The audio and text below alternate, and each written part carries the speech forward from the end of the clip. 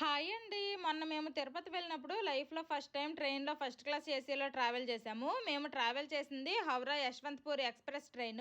Normal బోగీలో లాగా side సీట్లు ఏమీ లేవనమాట. ఇంకా సపరేట్ క్యాబిన్స్ లాగా ఉన్నాయి. మేము తీసుకున్నది 4 సీటర్స్ క్యాబిన్. కావాలంటే 2 సీటర్ క్యాబిన్స్ కూడా ఉంటాయంట.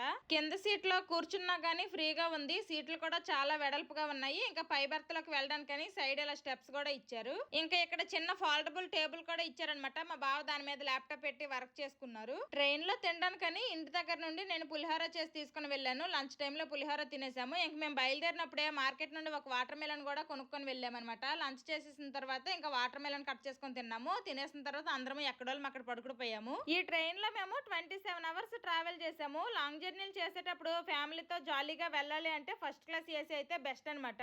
అలాగని ప్రతిసారి వెళ్ళలేము. ఫస్ట్ క్లాస్ ఏసీ కాస్త ఎక్స్పెన్సివ్. ఇంకా నెక్స్ట్ డే పొద్దున్న అయితే తిరుపతిలో దిగిపోయాము. Bye bye.